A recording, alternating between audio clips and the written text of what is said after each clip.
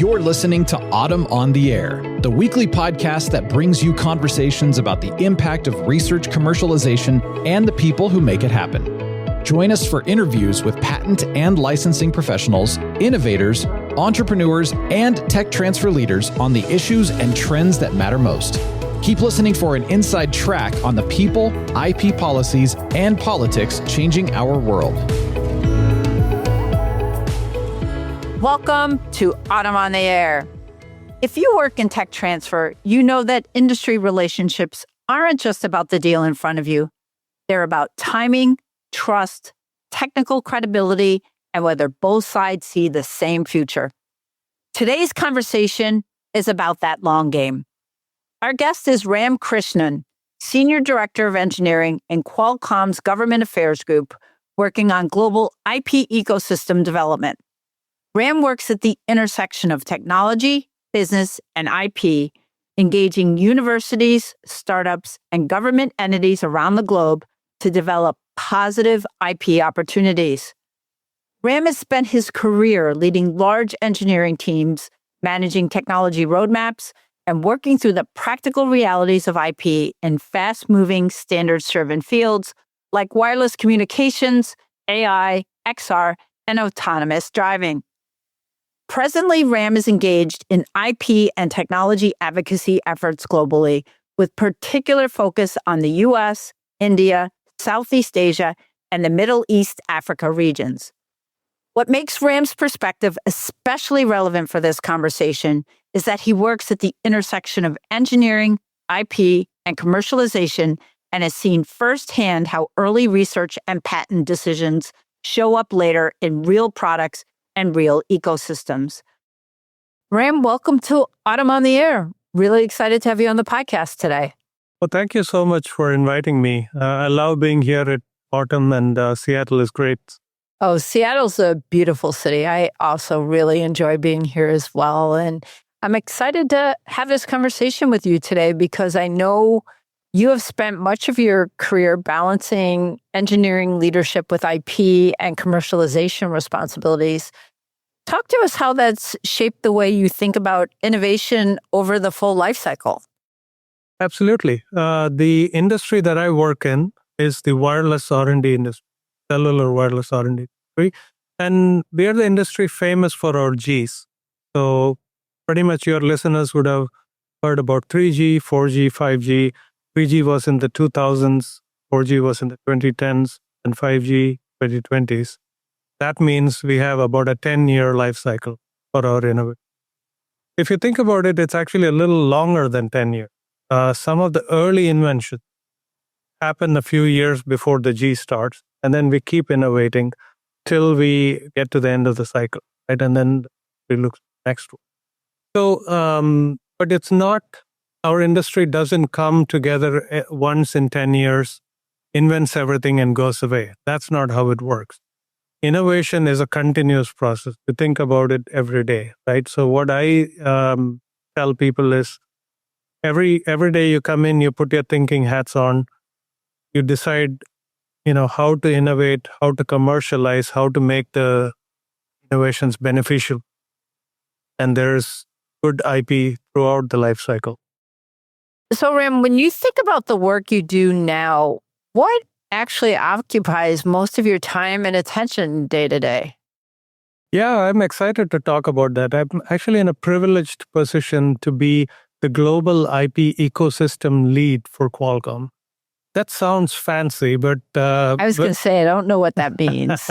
When you really break it down to it, I find ways to educate students, universities, and other public entities about innovation, about IP, about entrepreneurship, right? So I try to find ways to reach out to tech transfer offices, to innovation hubs, and kind of tell them about, what I know about IP, what I think is important for young entrepreneurs to learn, the students to learn before they go out there and create their career, right?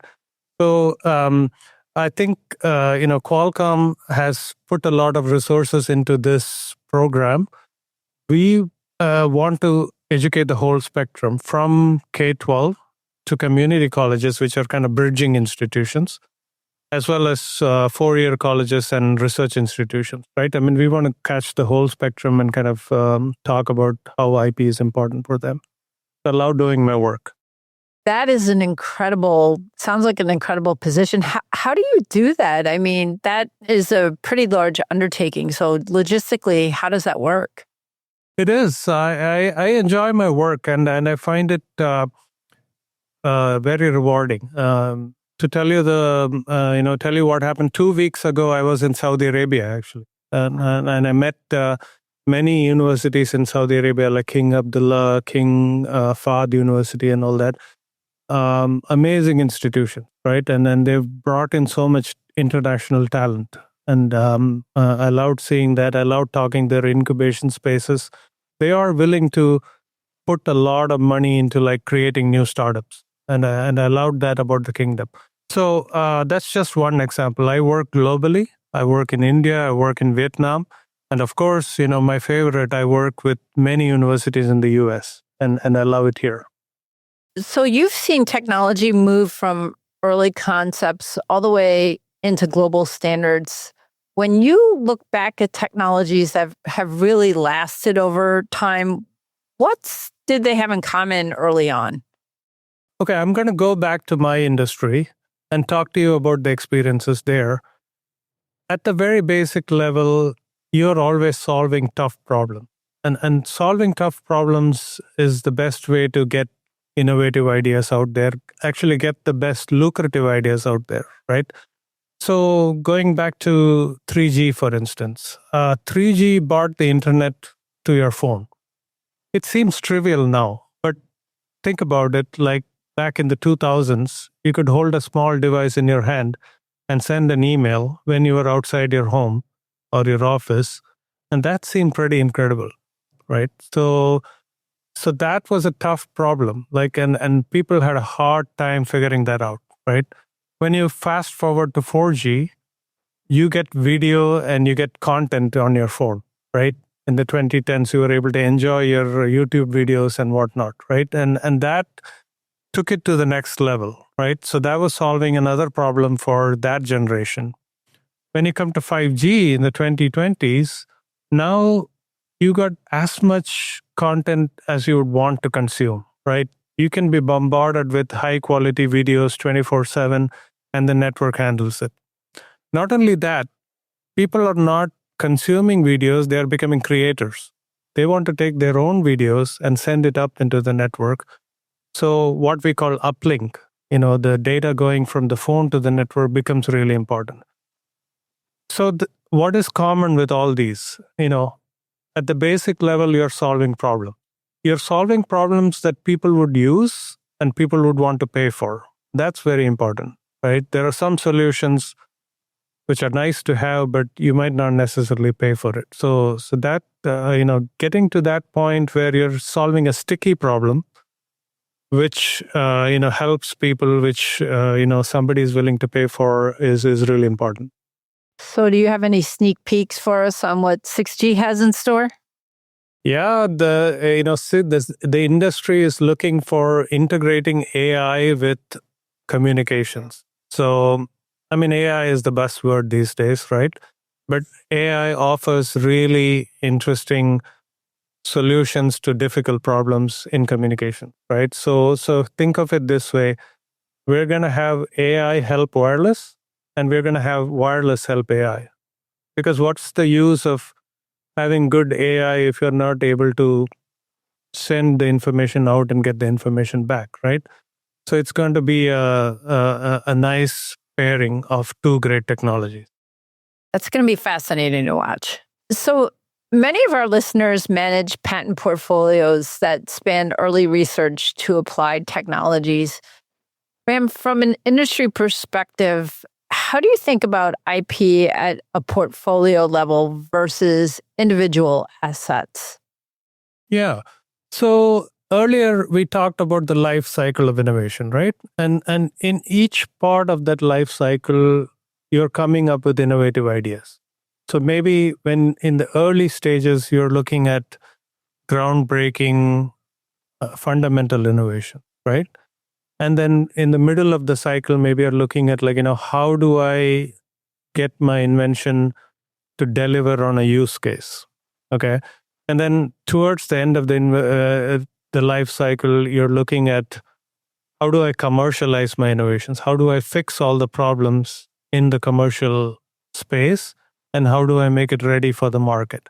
But throughout the cycle, you can file very interesting IP, right? So it's not just that the most fundamental IP that comes the earliest is the only one that matters. I think throughout this life cycle, you can file IP, and that's something that the universities really need to pay attention to. I think they are already doing it, but I feel that that's one place maybe where the industry has figured it out is more sophisticated, right? Yeah, I agree with you on that one. And, universities often contribute foundational research that becomes critical to industry. We've seen that time and time again. From your perspective, where do academic contributions have the greatest long-term impact? So first of all, I agree with you 100% that universities come out with groundbreaking ideas. I mean, they're built to do it, right? Exactly, Like they don't, basic research. exactly, right? And they don't have the shackles of the industry, right? The industry is pretty much beholden to shareholders, and they need to think about the quarterly earnings, right? So that frees up the university to work on this long-term, big payout kind of research. So great, right? So I've personally worked with some of the great American institutions. UC San Diego is in our backyard. I worked with Georgia Tech. I worked with UT Austin, among several others, right? And I see they all have this thing in common that they can figure out really cool fundamental ideas. But now what you need to think about, and I think we hit on this earlier, is how do I make it into a product that somebody would want to pay for, and how do I create a basket of IP portfolio around it, right? It's good to have very strong, discrete patents, but the real value, I think, comes when you're able to put together a nice, coherent portfolio around it. Yeah, absolutely. And that's a better package to sell the industry moving forward. So speaking of working with universities, what tends to make an early conversation productive before anyone is even talking about a specific deal? Yeah, absolutely. I think we think of university relations as long-term foundational relations. So, I mean, the best example I can think of is Qualcomm's founder, Dr. Irvin Jacobs, was a professor at MIT and UC San Diego. And ever since he founded Qualcomm, they made it clear that we want to support research, both internally and within universities. So we have had a 40-year partnership with UC San Diego. So, of course, proximity is important, right? Geographical proximity. We are right in each other's backyards, as I said earlier. But that's not the only thing. I think probably the more important thing is mindset. So I've just started working with Georgia Tech last year, right? I tend to come in early. So my job is to talk to students and entrepreneurs about hey, how do you need to think about IP? How do you need to create value in your business using IP, right? So this education needs to happen early, and it needs to happen often, right? So I'm hoping my project with Georgia Tech takes root and becomes a foundational relationship. So my point is, it's not a one-off. It's not based on a single idea. The best relationships are multi-generational, and that's what we'd like to have. So how does that work using Georgia Tech as an example? Do you go in and lecture to students, or how exactly do you do this education? Well, I'd like to take this opportunity to talk about a couple of programs that Qualcomm has created, right? So we have something called the Inventors Patent Academy. Yeah, they're very well known, yes. Right. It was put together actually by an industry consortium at the request of, the then USPTO head, Andre Yanku, and Senator Hirono, right? They felt that there was a need to educate people about IP. And that's how we created it. So I'm responsible for that program. And then there are many other parts of Qualcomm which do other kinds of engagements with universities. So we see it as a continuum. So we have a university research group which funds research in universities. We also have a ventures group that invests in potential startups that have great ideas, right? Sounds like a great program. It really does. So Ram, I wanted to ask you, Qualcomm operates at a scale where standard matters. How does that reality shape the way you think about individual patents versus broader bodies of work? Great question, Lisa. Qualcomm is indeed in a place where standards are extremely important. Think about it. You are on a plane, maybe you're going to Europe. You land at the airport, you turn on your phone from airplane mode. You're immediately on a cellular signal and you can video chat with your kids or loved ones at home, right? What makes that happen? Standards, right? So the industry bodies come together and make sure that everything works at scale globally. So indeed, standards are very important, but that does not preclude proprietary innovations, right? So if you come up with a clever idea to make your antenna more efficient by using a new kind of material for your antenna, that's a proprietary innovation. And that's super important for that technology, right? So you can have a very valuable patent which is not related to the standard. They go hand in hand. I would say, on balance, I still prefer that a coherent IP portfolio is built together. It might be a set of standards patents, it might be a set of proprietary patents, it might be patents that make something commercially more viable.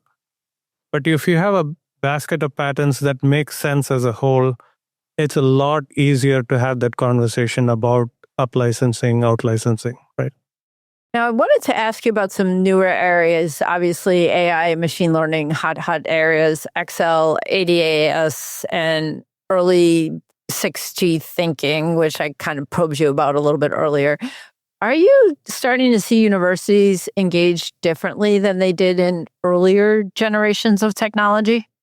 Fundamentally, you're still trying to solve problems. That never changes. So that's a good thing for us, right? Because that's what our minds are built to do. People are worried about AI and how much is it going to replace our thinking. I don't think we need to go there. I think at the fundamental level, humans are great at solving problems. I'm sure we will continue solving problems. So having said that, yes, it's very exciting. 6G, AI, autonomous driving, robotics, wonderful new technologies are coming down the horizon. And that means more innovations, more university research to happen, right? But I don't think there's a lot of changes in the way universities are approaching things. I would say that they've become very mature in handling certain aspects of it. I'll give you a couple of scenarios, right? Like when universities and companies engage, they're now much more deliberate about the areas of research and the areas of cooperation and who does what. They're able to structure that very nicely. And that's because of the maturity of working year after year with like these great schools, right? The second thing is like universities are directly engaging in standards, which used to happen before, but it's happening a lot more now. It's very common to see a university going into a standards meeting and contributing foundational research to 6G, for example, right? And that's a great thing to see. I love seeing that, right? So to answer your questions, their thinking has matured. They know in the front end how to do good research and how to do good collaboration. I think they know in the back end how to create more effective IP portfolios. So kudos. Yeah, that's a really good thing. Definitely. Now, Ram, I wanted to ask you, you've managed teams across engineering, product, and legal. When those groups are aligned internally, what makes external university engagement smoother? I think everybody is thinking the same way, right? So in a big company like Qualcomm, we cannot afford to be discrete and disjointed. Engineering, product management, legal, business, they all have to think the same way. And what does that mean? We are aligned when we reach out to a university. So I may start early. I may talk about TIPA. I may talk about entrepreneurship. And then a university engagement might reach out to them to talk about research. The legal team might engage with them to talk about patents. But we all have the same goal in mind. And we all have Qualcomm's financial commitments as well as the university's goals in developing their research, right? So things happen much more smoothly, much more predictably. I also wanted to ask you, based on your experience, what do strong long-term university partners do consistently well, even as the people and the projects change over time? I think I may have answered that earlier with like UC San Diego and Georgia Tech. And of course, there are other schools that we work with like USC and UT Austin and others. At the basic level, it's the alignment on goals. I think universities are much more savvy about what commercial problems they're solving, right? So like, they have always been great with fundamental groundbreaking ideas, but now I think they're much more clearer on like how to get commercial problems solved, right? And that makes for a strong relationship. So it goes beyond one professor or one research scholar or one postdoc student, right? It is multi-generational, long-term, and aligned on outcomes. So as you know, Ram, tech transfer offices often balance being responsive with being strategic. Given that, from your side, what signals that a university is thinking beyond just the immediate transaction? Yeah, so I will clarify that I'm not on the research side of Qualcomm. I'm on the, like I told you before, on the global IP ecosystem team.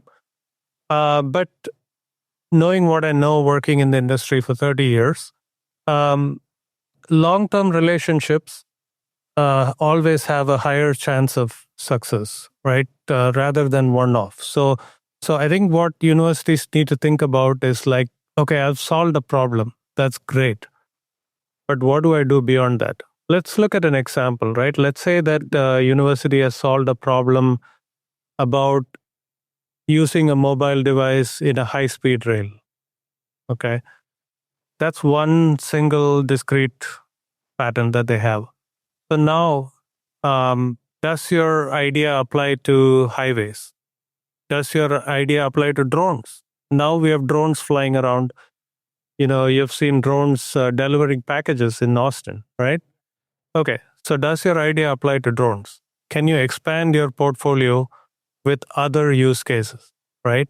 Okay, and you have solved a problem with not losing your signal on a high-speed train. But what about in a congested area? What if you're in a subway station in New York, right? Or Tokyo? What happens then? Do you have an idea to solve problems in that scenario? So if you start looking at adjacent areas where you can do innovation, then that's when you start putting together a more mature portfolio that might look like it can be licensed as a whole. So I'm also wondering, when universities reach out proactively, are there things that help you quickly understand whether there's real alignment that's worth exploring or maybe not? It's easy for me, I would say. A short conversation with a TTO director would tell me if I'm on the right path, right? I look for the basic things. Do they have IP? Do they encourage innovation and IP in their campus, right? Do they have a hub for entrepreneurs? Do they have a maker space, right? How do they deal? What is their policy on dealing with joint IP ownership, right? Do they try to spin off companies into the greater ecosystem, right? I mean, Georgia Tech is a great example here, where they have successfully spun off companies into greater Atlanta area, and they have a great track record of doing that. So do they do that, right? So I look for a few of these metrics, and then that tells me that, hey, this is a good place to engage. Now, I Wanted to ask you, Ram, looking back across your career, what's something about tech transfer work that you didn't fully maybe appreciate until you were on the other side of the table? The early days, The early days. Sometimes I couldn't appreciate the difference between my elbow and my other parts of the body. But, jokes aside, one thing I really did not appreciate in the early part of my career was how important it is to be careful about disclosure, right? A lot of researchers are excited about their work. They're eager to share. They're eager to collaborate, right? Maybe you're bringing two universities together, or you're bringing a company and a universities together. You're sitting in the lab, you're chatting, you're excited, you're sharing ideas. But if you don't have the hygiene about clearly understanding what is your innovation, have you written it down? Have you protected it before going out there and talking and disclosing? It just creates confusion. I mean, from a legal perspective, it could create prior art that might invalidate your patent. That's getting too technical. But just from a perspective of hygiene, right? Like, it crosses confusion. Like, hey, we discussed this in the lab. Who created it? You, me, right? So I think being disciplined, having structure around, having rules around, how you engage with other partners, right? I think, writing things down, creating discipline, I think these are great things to keep in mind. Absolutely, for sure. And as the podcast comes to a close, Ram, I wanted to ask you if tech transfer professionals trying to build a relationship that lasts beyond a single deal, what's one habit or mindset that you think really makes a difference? I would encourage TTOs to have a 360-degree perspective. A good TTO officer needs to look all the way from the beginning when students are being accepted into the institution to the end product, which is either out licensing or spinning off companies, things like that, right? So they need to be engaged in the whole process. And I think that's going to set you up for success, right? So you're part of what I do is to impart the important education about importance of IP, right? So how do you get students who come in with that knowledge, right? And who come in with that long-term thinking, that entrepreneurial spirit? Are you encouraging it, right? Are you putting together good structure in place for that early part? And then towards the end, are you having interesting, useful ideas around spinning off companies? Is your policy set up the right way? I think all of those things need to be looked at. You're not just as a TTO officer, I think you're responsible for the IP licensing, but as a professional in your university, you're responsible for generating good graduates. So are you doing that, right? Are you sending good citizens out into the world who are able to innovate, right? Our government is telling us that they want to reindustrialize America. We have America 250, right? It's a great time to reflect. Am I not only doing the right things to generate IP for business success, but I'm also giving graduates all the skills they need to thrive in this world out here. So that's how I would conclude. Well, Ram, thank you so much for joining us today and for sharing such a clear and thoughtful perspective on how industry views innovation, IP, and long-term technology strategy. It's been a real pleasure having you on the podcast. I really appreciate it, Lisa. Thank you very much. Ram, thank you so much for joining us and for sharing such a clear and thoughtful perspective on how industry views innovation, IP, and long-term technology strategy. I know our listeners will find this incredibly helpful as they think about how their work fits into the broader innovation ecosystem. For our listeners, we'll include links in the show notes to learn more about Ram's work at Qualcomm and related resources. If this episode resonated with you, feel free to share it with a colleague or bring the conversation back to your office. Thanks for listening, and we'll see you next time on Autumn on the Air. Thanks for listening to Autumn on the Air with Lisa Mueller. Get social with us and share your thoughts. You can tweet us at AUTM or visit us online at autm.net. We'll be back next week on the air. Be sure to join us.